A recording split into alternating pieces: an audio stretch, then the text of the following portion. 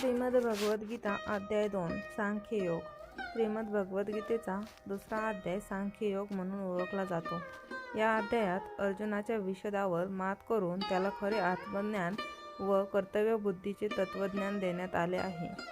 हा अध्याय गीतेचा मुख्य आधार मानला जातो. कुरुक्षेत्राच्या रणांगणावरती अर्जुन आप्तेष्टांविरुद्ध उभा राहिलेला असतो. त्याच्या हृदयात करुणा जागृत होते आणि तो खिन्न होतो. हातातील शस्त्र खाली ठेवून तो कृष्णाला म्हणतो, मला या युद्धाचा उपयोग दिसत नाही. आप्तजनांचा वध करून मिळणाऱ्या राज्यात मला रस नाही. मी शरण आलो आहे. कृपा करून मला योग्य मार्ग दाखवा. याच ठिकाणी श्रीकृष्ण उपदेशाची सुरुवात करतात. श्रीकृष्ण प्रथम अर्जुनाच्या दुर्बलतेवरती प्रश्न उपस्थित करतात. क्षत्रिय असूनही मोह, शोक आणि दयाबुद्धीने युद्ध टाळणे हे त्याला शोभणारे नाही असे सांगतात.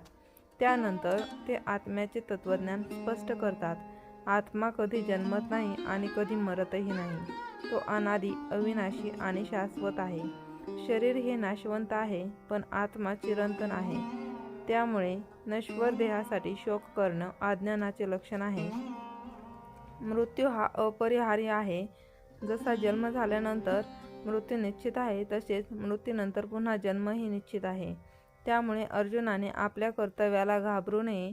क्षत्रियाचे कर्तव्य म्हणजे धर्मयुद्ध लढणे. धर्माच्या रक्षणासाठी युद्ध टाळणे ही भीती नव्हे तर पाप आहे. या अध्यायात श्रीकृष्ण कर्मयोगाचे तत्वज्ञान मांडतात. कर्मण्येवाधिकारस्ते मा फलेषु कदाचन हा गीतेतील सर्वात प्रसिद्ध उपदेश याच अध्यायात आहे. मनुष्याने आपल्या कर्तव्याचे पालन करावे, परंतु फळाची आसक्ती धरू नये. फळावरती अधिकार नाही, कर्मावर आहे. हाच निष्काम कर्मयोग आहे. यानंतर कृष्ण स्थितप्रज्ञ पुरुषांचे वर्णन करतात. ज्याने इच्छा, राग, मोह, लोभ यांवरती विजय मिळवला आहे, सुखदुःखात समभाव ठेवला आहे, त्याची बुद्धी स्थिर आहे, तो खरा ज्ञानी.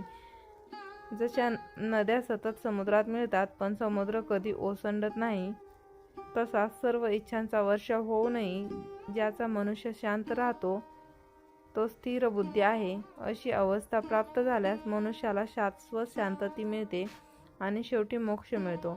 या अध्यायाचा सारांश असा आहे की आत्मा अमर आहे, देह नश्वर आहे, मृत्यू ही अपरिहार्य गोष्ट आहे, कर्तव्य टाळणे हे अज्ञान आहे, फलाची आसक्ती न ठेवता केलेले कर्म हे सर्वोत्तम आहे आणि समत्व भावाने जीवन जगणारा आणि इंद्रिय संयम राखणारा मनुष्यच स्थितप्रज्ञ होतो आणि त्याला मोक्ष प्राप्ती निश्चित होते.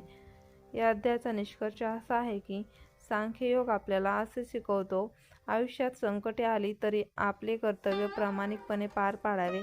मोह, शोक, भीती सोडून स्थिर बुद्धीने निष्काम भावनेने कर्म करत राहणे हाच खरा जीवन यात्रेचा मार्ग आहे.